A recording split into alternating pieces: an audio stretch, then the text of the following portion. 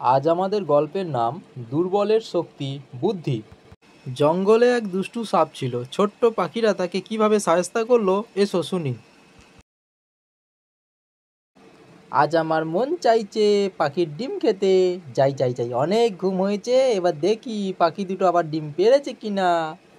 প্রত্যেকবার আমরা ডিম পাড়ি আর ওই সাপটা আমাদের সব ডিম খেয়ে নেয়। চলো না গো, আমরা অন্য কোথাও যাই।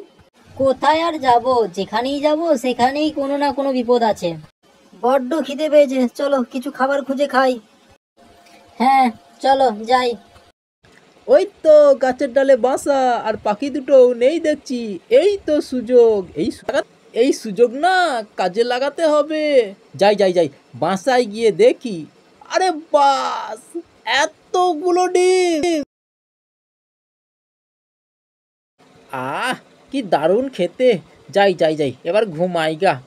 ওই দেখো, সাপটা আমাদের গাছ থেকে নামছে, তার মানে ও আমাদের ডিমগুলো সব খেয়ে নিয়েছে।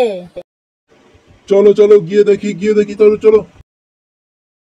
হায় ভগবান, এ আমার কি সর্বনাশ হলো গো! ওই সাপটা আমার সব ডিম খেয়ে নিয়েছে। না না না, এবার কিছু একটা করতেই হবে। কিন্তু আমরা এত পুচকে দুটো পাখি, আমরা ওই ভয়ানক সাপের করবোটাই বা কি? না না, কিছু একটা ভাবতেই হবে, আমাকে কিছু একটা ভাবতেই হবে।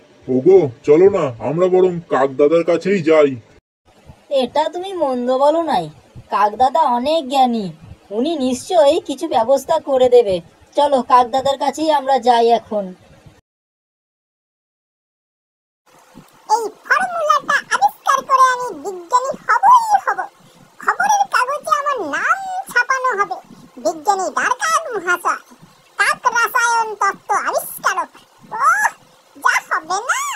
খবরের কাগজে আমার ছবি বেরুবে, চারিদিকে আমার নাম, ডাক, খ্যাতি, যশ ছড়িয়ে পড়বে। কাক সমাজের আমি নেতা হব। ওহ, দেশ বিদেশের লোকেরা আমার সাথে দেখা করতে আসবে, আমার ইন্টারভিউ হবে, টিভিতে দেখানো হবে। একদম দিবা স্বপ্ন যাকে বলে। কাকদাদা, কাকদাদা গো! ওহ, এই অসময়ে আবার কে বিরক্তি করে? সবাই হলো গিয়ে আমার গবেষণার শত্রু। আসলে কেউ চায় না আমি বিজ্ঞানী হই, তাই সকাল থেকে সন্ধে খালি একবার ডাকবে তো ও একবার ডাকবে।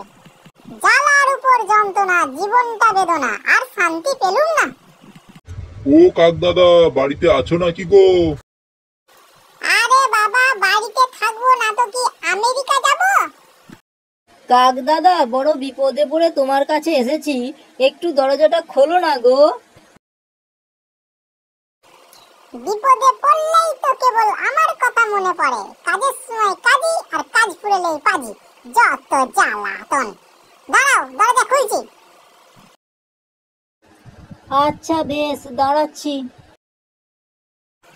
আরে পাখি ভাই যে, তা কেমন আছো? ওরে বাবা, সঙ্গে বউঠানকেও যে দেখছি নিয়ে এসেছো। আরে আসুন আসুন আসুন বউঠান, ভিতরে আসুন ভিতরে আসুন। তা এতদিন পরে আমাকে মনে পড়লো?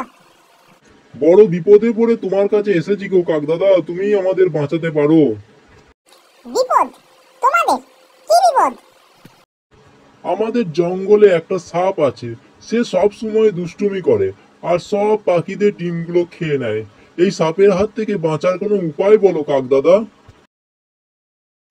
উপায় অবশ্য আছে, তবে সেটা খুব কঠিন কাজ। তোমরা পারবে তো? তুমি বলো গো কাকদাদা, আমাদের ছেলেমেয়ের ভবিষ্যতের জন্য আমাদের কাজটি পারতেই হবে। তবে শোনো, এই রাজ্যের পাশে এক রাজ্য আছে। সেই রাজ্যের রানী স্নান করার সময় তার সব গহনা খুলে রাখে। তোমাদের সেই গহনা সেখান থেকে নিয়ে এসে ওই সাপের গর্তের মধ্যে দিতে হবে। ব্যাস ব্যাস, তাহলেই সব শেষ। সাপও মরবে আর লাঠিও ভাঙবে না।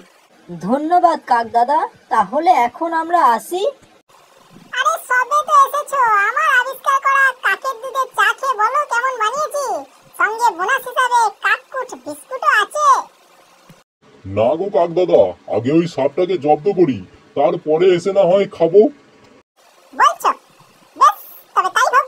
এসো তাহলে, আবার দেখা হবে। হ্যাঁ, কাকের কথা মতো পাখি দুটো রাজপ্রাসাদে চলে আসে।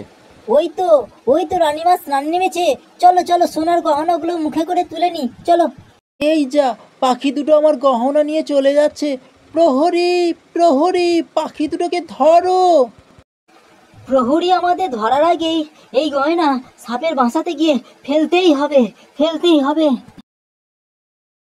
ওরে ঘটা, ধর ধর ধর, পাখিগুলোকে ধর। গহনা না আনতে পারলে আমাদের গর্দান যাবে। ওই তো এসে গেছি। এবার সাপের বাসাতে গহনাগুলো ফেলে দি। ব্যাস কাজ শেষ। কি যেন একটা ধূপ করে শব্দ হলো, বেরিয়ে দেখি তো আকাশ থেকে উল্কা টুলকা পড়লো না তো আবার। আরে বাস, এটা দেখছি সোনার হার। এটা পড়লে আমাকে ভালোই মানাবে তো। নি ঝটপট পরে নি।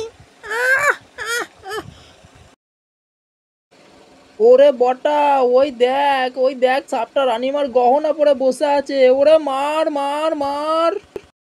আরে মারছো কেন? আরে বলি হয়েছে কি? আরে বলো না, আরে মারছো কেন? এইভাবে সাপের ভবলীলা সাঙ্গ হলো এবং জঙ্গলের সমস্ত পাখিরা শান্তিতে থাকতে লাগলো।